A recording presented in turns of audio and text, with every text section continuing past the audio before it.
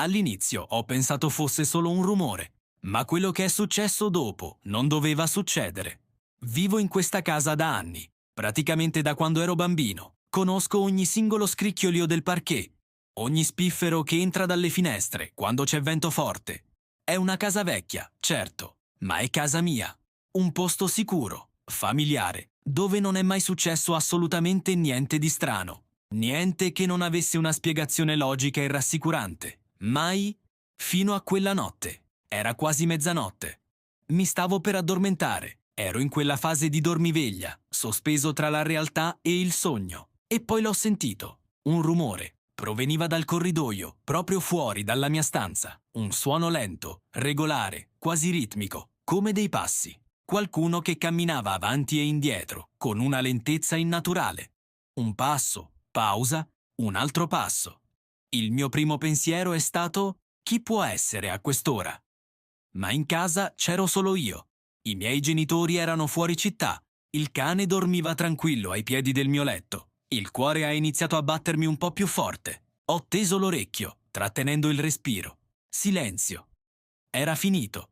Forse me l'ero immaginato. La nostra mente fa così, no? Cerca sempre di razionalizzare, di trovare una spiegazione logica a tutto. Ho pensato fosse il legno del pavimento che si assestava con il cambio di temperatura, o il vento che faceva sbattere qualcosa fuori. Succede, specialmente in una casa come questa. Mi sono girato dall'altra parte, cercando di convincermi che fosse tutto a posto, che la stanchezza mi stesse giocando un brutto scherzo. Lo facciamo tutti, no? Cerchiamo una spiegazione plausibile per poter tornare a dormire sereni. E per un po' ha funzionato. Mi stavo quasi riaddormentando, cullato dal silenzio che era tornato a riempire la casa. Ma poi ho sentito qualcosa che non poteva essere il vento. Il rumore è ricominciato, sempre lo stesso ritmo lento, strascicato. Ma questa volta era diverso. Sembrava più vicino, più intenzionale. Non era più un semplice scricchiolio.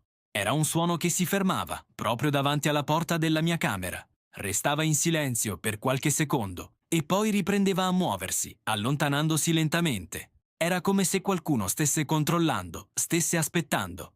A quel punto la paura ha iniziato a farsi strada sul serio. Non era più suggestione. C'era qualcosa o qualcuno nel mio corridoio. Ho aspettato ancora, immobile nel letto, senza osare fare il minimo movimento. Il rumore è andato avanti per quelli che mi sono sembrati secoli, per poi cessare di nuovo. Questa volta però il silenzio era quasi più spaventoso del rumore stesso. Dopo minuti interminabili ho trovato il coraggio. Lentamente ho allungato la mano verso l'interruttore della lampada sul comodino. Una luce fioca ha riempito la stanza. Mi sono alzato, con il cuore in gola, e ho aperto piano la porta. Quando ho acceso la luce del corridoio, era vuoto, completamente vuoto, non c'era niente fuori posto. Ho tirato un sospiro di sollievo, sentendomi un po' stupido. Ma poi i miei occhi sono caduti in fondo al corridoio.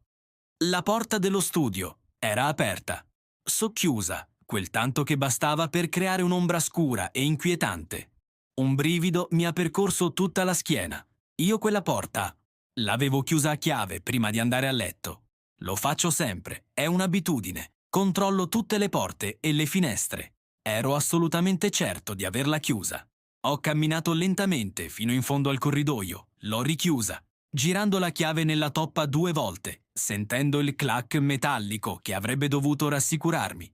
Invece non mi sentivo per niente al sicuro. Da quella notte non ho più sentito rumori strani nel corridoio. Il silenzio è tornato a regnare sovrano, ma ogni tanto, quando mi sveglio la mattina, la trovo di nuovo così, socchiusa. La porta dello studio è di nuovo aperta e io vivo con la consapevolezza che qualsiasi cosa fosse nel corridoio quella notte, forse non se n'è mai andata.